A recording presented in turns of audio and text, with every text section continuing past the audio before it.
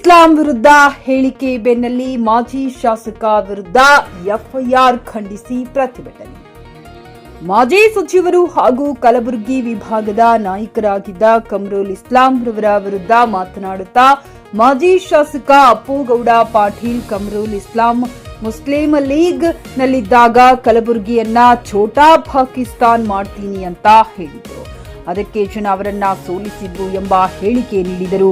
ಈ ಹೇಳಿಕೆ ಕಮರುಲ್ ಇಸ್ಲಾಂ ಅಭಿಮಾನಿ ಬೆಂಬಲಿಗರಲ್ಲಿ ಭಾರೀ ಆಕ್ರೋಶಕ್ಕೆ ಕಾರಣವಾಗಿತ್ತು.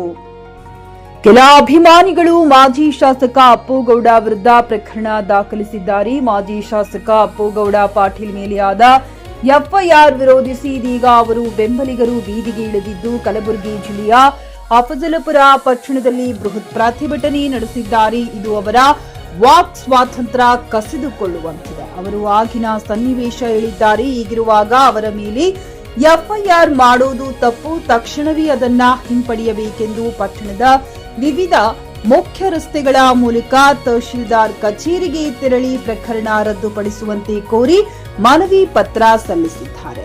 ಬಿಜೆಪಿ ಮುಖಂಡ ಮಾಜಿ ಶಾಸಕ ದತ್ತಾತ್ರೇಯ ಪಾಟೀಲ್ ವಿರುದ್ಧ ದಾಖಲಾಗಿರುವ ಪ್ರಕರಣ ರದ್ದು ಮಾಡಬೇಕೆಂದು ಅಫಜಲಪುರ ಬಿಜೆಪಿ ಮುಖಂಡ ಅವ್ವಣ್ಣ ಮ್ಯಾಖೇರಿ ಆಗ್ರಹಿಸಿದ್ದಾರೆ. Saifan Mulla, JK news Kannada, Kalaburagi. ವಿಜೇಂದ್ರನ ನೇತೃತ್ವದ ಹೋರಾಟದಲ್ಲಿ ಹಿಂದೂ ಹುಲಿ ಅಪ್ಪುಗೌಡರು ಯಾವ ವಿಷಯವನ್ನು ಪ್ರಸ್ತಾವನೆ ಮಾಡಿದಾರಂದ್ರೆ, ಗುಲ್ಬರ್ಗಾ ಜಿಲ್ಲೆಯಲ್ಲಿ ಒಂದು ಮುಸ್ಲಿಂ ಲೀಗ್ನಿಂದ ಆರಿಸಿ ಬಂದಂತ ಕಮರುಲ್ ಇಸ್ಲಾಂ ಅವರು ಛೋಟಾ ಪಾಕಿಸ್ತಾನ್ ಮಾಡ್ತೀನಂತೆ ಹೇಳಿದಕ್ಕಾಗಿ ಏನ್ ಹೇಳಿದಾರಂದ್ರೆ ಅಪ್ಪುಗೌಡರು ಮುಂದಿನ ದಿನಗಳಲ್ಲಿ ಹೆಂಗೆ ನಮ್ಮಲ್ಲಿ ಕಮರುಲ್ ಇಸ್ಲಾಂ ಅವರು ಹೇಳಿಕೆ ಕೊಟ್ಟಾಗ ಗುಲ್ಬರ್ಗಾ ಜಿಲ್ಲಾ ಜನತೆ ಹೆಂಗ್ ನಿಮ್ ಮನಿ ಕಳಿಸ್ಯಾರ, ಮುಂದಿನ ದಿನಗಳಲ್ಲಿ ನಿಮಗೂ ಕೂಡ ಮನಿ ಕಳಿಸ್ತಾರ ಅಂತ ಒಂದು ಹೇಳಿಕೆ ಕೊಟ್ಟಿದ್ದಕ್ಕೆ ಗುಲ್ಬರ್ಗಾ ಜನತೆ ಏನು ಇವತ್ತಿನ ದಿವಸ ಕಮರುಲ್ ಇಸ್ಲಾಂ ಅಭಿಮಾನಿಗಳು ಗೊತ್ತಿಲ್ಲ, ಯಾರೋ ಗೊತ್ತಿಲ್ಲ, ಸಾಮಾಜಿಕ ಜಾಲತಾಣಗಳ ಬಗ್ಗೆ ಅವಹೇಳನಕಾರಿಯಾಗಿ ಮಾತಾಡ್ತಾರೆ.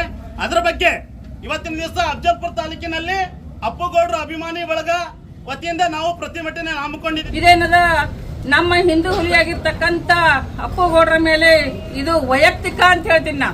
ವೈಯಕ್ತಿಕ ಅವರು ಬೆಳೆದು ನಿಂತು ಅವ್ರು ಬೆಳೆದು ಬಂದ ದಾರಿ, ಅವ್ರದ್ದು ಮಾಡ್ತಕ್ಕಂಥ ಸಾಧನೆಗಳು ಇವ್ರಿಗೆ ಆಗ್ಬರ್ಲಾರ ಬಟ್ಟಿಗೆ ಇವ್ರೇನದ ಕೆಲವು ಕಿಡಿಗೇಡಿಗಳು ಮುಸ್ಲಿಮ ಬಾಂಧವರು ಅಂತಂದ್ರೆ ಎಲ್ಲರಿಗೂ ಅಂತಲ್ಲ, ಕೆಲವು ಕಿಡಿಗೇಡಿಗಳು ಮಾಡಿರ್ತಕ್ಕಂಥದ್ದು ಹೊಲಸು ದಂಧ ಏನದ ಇದು ಕೇಸ್ ಹಾಕ್ಯಾರಲ್ಲ, ಅದು ಎಫ್ಐಆರ್ ವಾಪಸ್ ತಕ್ಕೊಳ್ಳೋ ಅಲ್ಲಿವರೆಗೂ ನಮ್ಮ ಹಿಂದೂ ಪರವಾಗಿ ನಾ ಹೇಳ್ತೀನಿ, ಅಲ್ಲಿವರೆಗೆ ಅವರು ಎಲ್ಲಿ ತನ ಅವ್ರು ಕೇಸ್ ತಕ್ಕೊಳ್ಳಲ್ಲ, ಅಲ್ಲಿವರೆಗೆ ಇದು ಹೋರಾಟ ಇದ್ದಿದ್ದೇ. ಇದು ತಾರೀಕು ನಮ್ಮ ಈಗ ಗೃಹ ಸಚಿವರಾದ್ರು 3ನೇ ತಾರೀಕು ಮಂತ್ರಿಯಾಗಿ ಪ್ರಮಾಣ ವಚನ ಸ್ವೀಕಾರ ಮಾಡ್ತಾರೆ.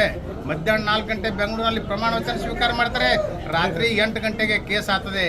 ಅಲ್ಲಿ ಸಚಿವರು ಆದ ತಕ್ಷಣನೇ ಫೋನ್ ಹಚ್ತಾರ, ಒತ್ತಡ ಹಾಕ್ತಾರ.